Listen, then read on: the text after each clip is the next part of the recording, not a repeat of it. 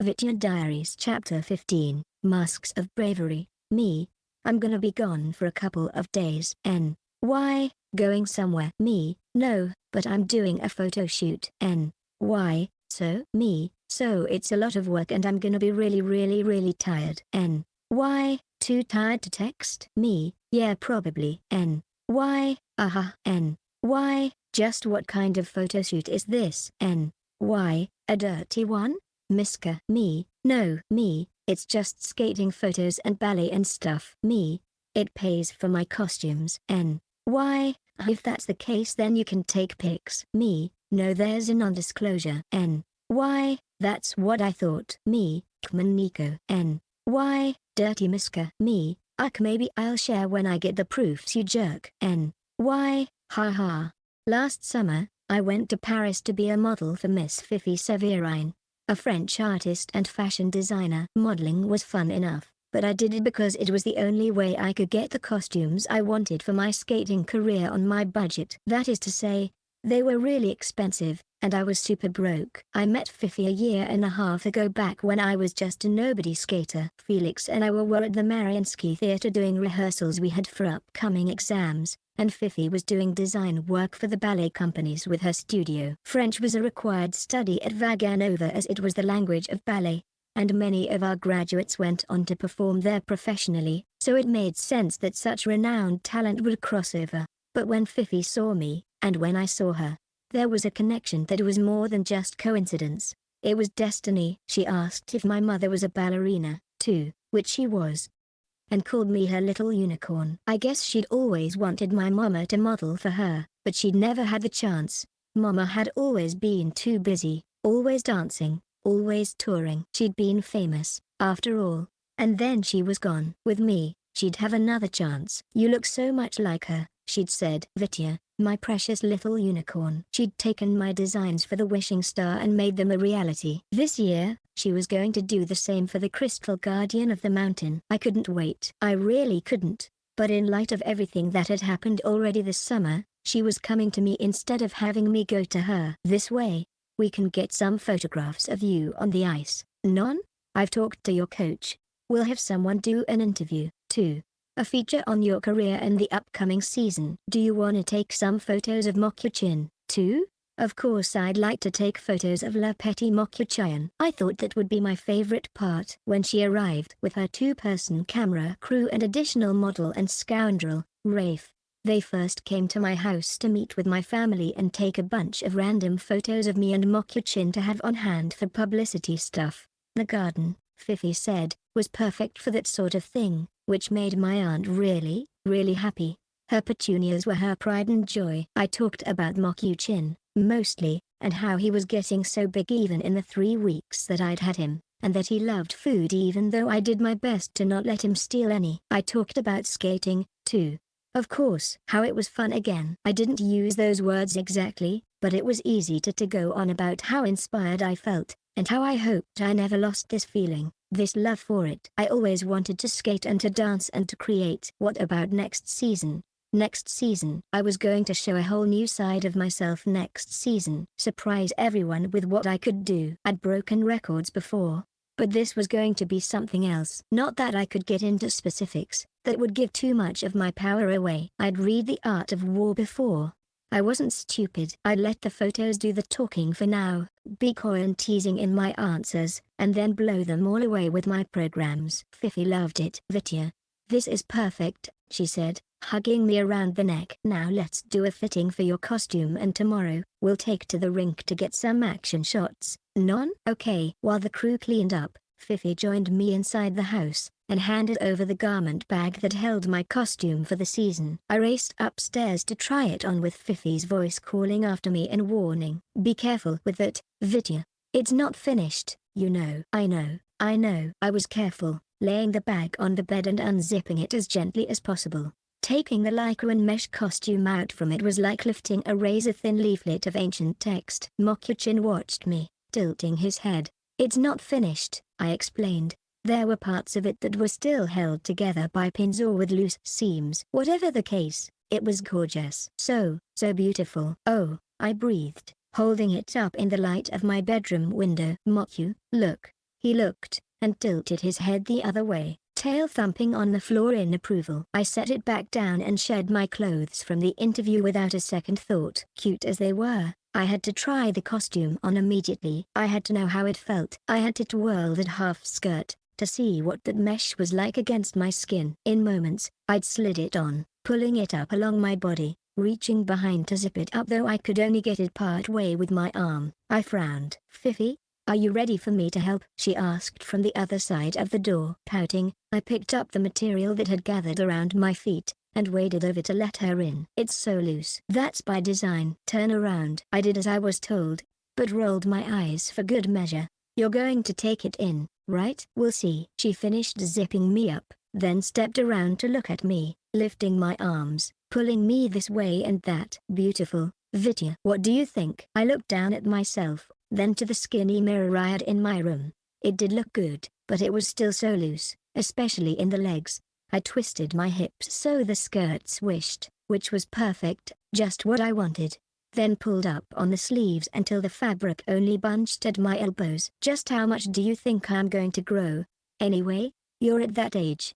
You've already started, Fifi said, shaking her head as she showed me her cloth measuring tape. I think you're probably going to get as tall as your papa. I don't want to have to remake this costume halfway through the season. I frowned. I don't think Coach is that tall, Fifi. Fifi tapped the top of my head with her pen twice, then scribbled on her pad of paper. I meant your other papa, my little unicorn. My other? Oh. She smiled and made some adjustments to the pins and things, taking notes while stood there like a flustered dandelion about to blow away in the breeze. I guess it made her job a lot easier, at least. There. I'll make some adjustments tonight for the things I have for you to wear tomorrow. Wait.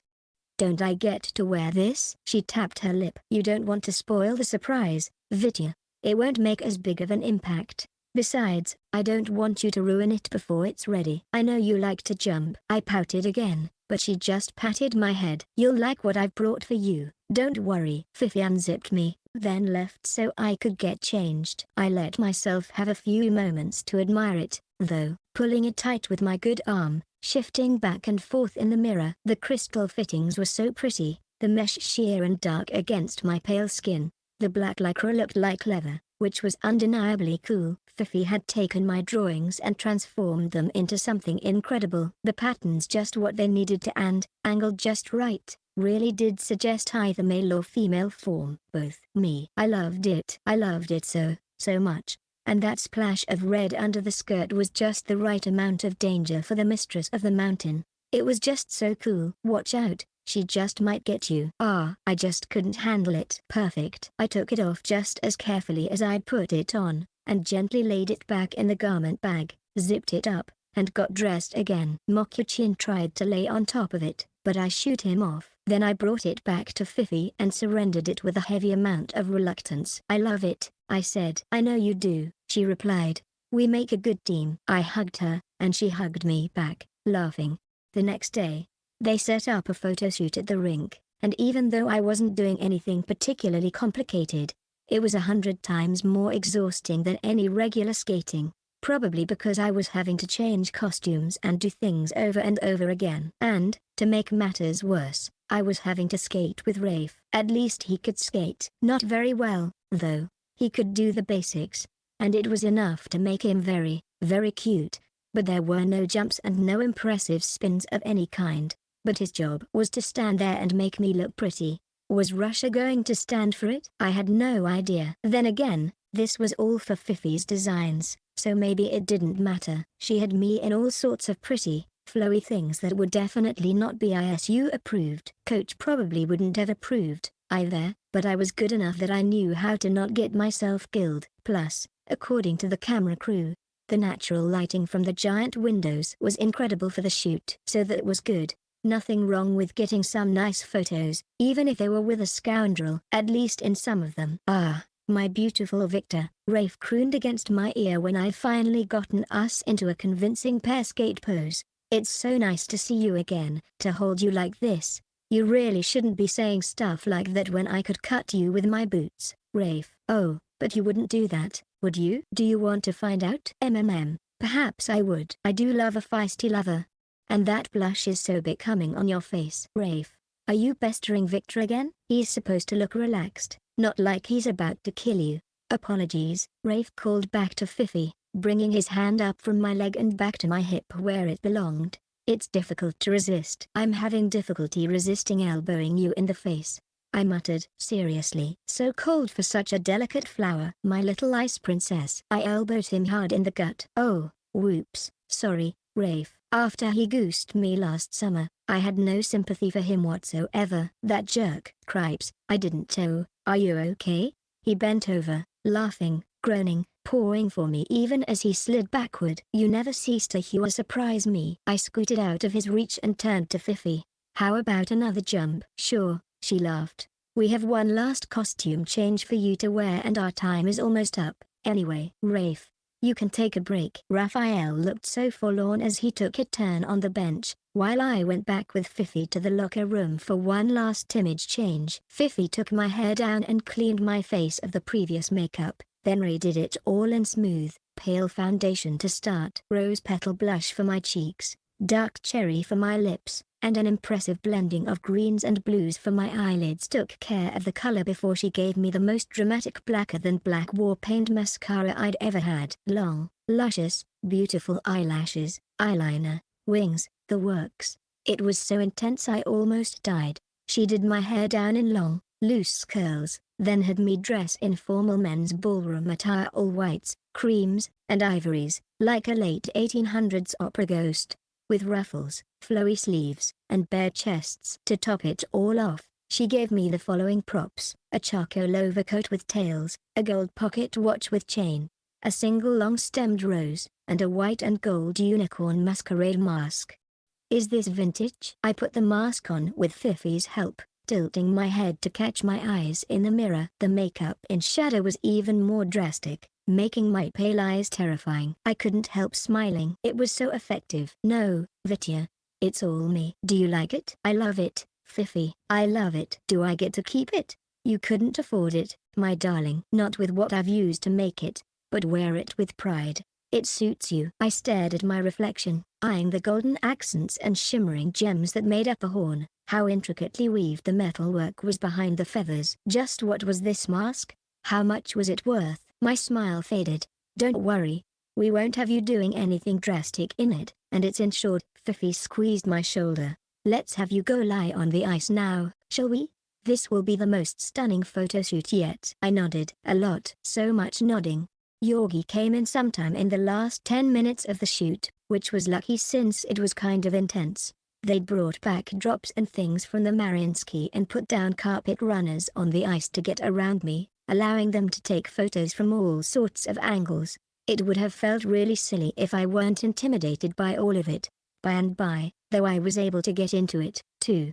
The drama of it was kind of addicting, and their encouraging comments helped a lot. The overcoat kept me from getting too cold while lying there, one arm outstretched, fingers pink against the blue-tinted ice, red rose just out of reach. They pulled my hair this way and that so it was artfully strewn, directed me how to angle my head, point my toes, which direction to look. Then it was photo after photo as I slowly got up, lips pursed in a pout, taking the rose, checking the pocket watch, sitting on the ice, moving into a ballet pose, pulling the mask down over my face, getting up, doing a spin, ending in another artful pose. Is this really what you do, Viktor? Yorgi asked from the barrier. I thought this was supposed to be for some interview. I frowned over at him, pushing the mask up on top of my head. That was yesterday.